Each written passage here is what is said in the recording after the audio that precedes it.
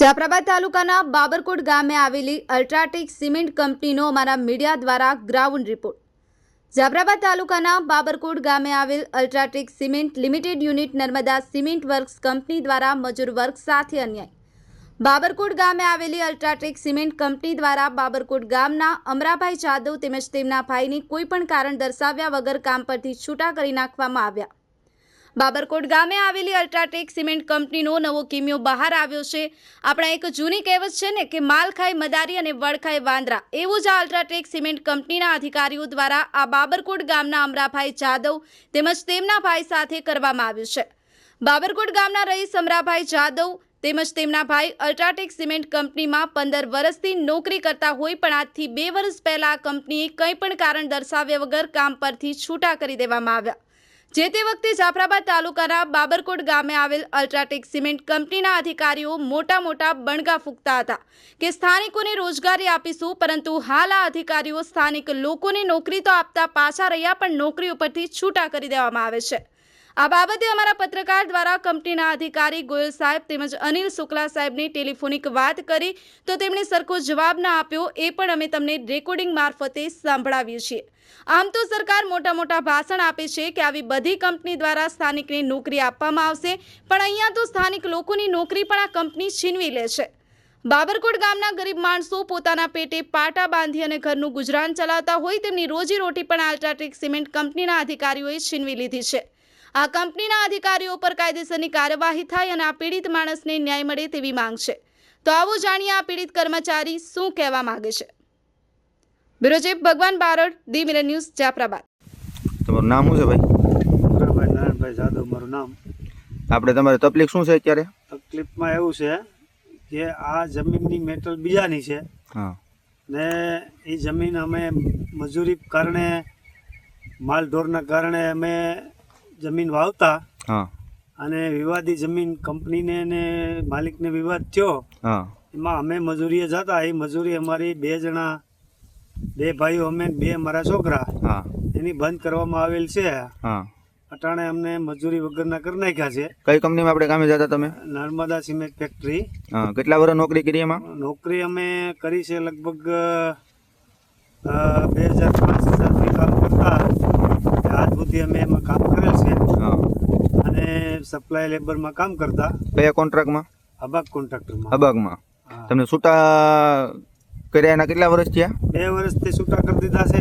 હા। વિવાદી જમીનની અંદર તે અમે કામ કરતા હતા, હા, એમાં ડખાડખી બીજા લોકોને થઈને અમને છૂટા કરવામાં આવેલ છે। મતલબ માલિકને ને કંપનીને, જે જમીનના માલિકને ને કંપનીને વિવાદ હતો, એમાં તમને આ ભાગું રાખ્યું હતું જમીન, એમાં છૂટા કરીને એમ ને? રાખતા હા, અમે ખાલી અમારા માલઢોરનો સારો કોળો કરીએ હા, અને એમાં અમારો ગુજારો કરવા માટે અમે મહેનત કરતા। હા, અને માલિક તો ઘરે રહેતા, માલિક અહીંયા રહેતાય નહીં, હા, અને એના કારણેથી એ લોકોએ અમને બોલાવીને કંઈ કીધું નથી હા, કે નથી અમારે જવાબ દીધો કે નથી અમને નોટિસ આપી કે નથી અમને બોલાવીને કીધું કે અમને એવું નથી કીધું કે આ તમે આ જમીનમાંથી તમે નીકળી જાઓ ને તમને તમારા ધંધામાં મુસીબત પડશે, આ તે કાંઈ નથી કીધું। મતલબ કયા સાહેબોએ તમને છૂટા કરી મળ્યા છે? સાહેબો 1, 2, 3 સાહેબો હતા અહીંયા। હા, નામ આવડે એના?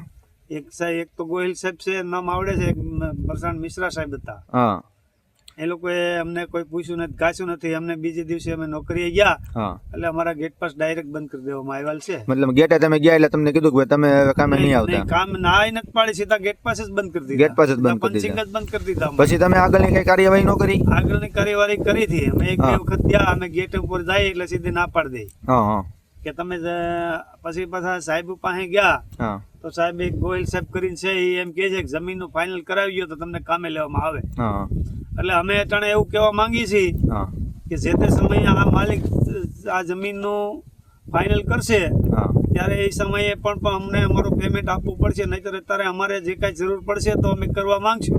હા, જે અટાણે ધંધો બંધ છે અમારો। હા, રોજગારી તમે મતલબમાં ખોઈ બેઠા છો ચારે? રોજગારી અમારી હાવ બંધ કરી દીધી છે। 4 જણાની રોજગારી અમારી બંધ કરી છે।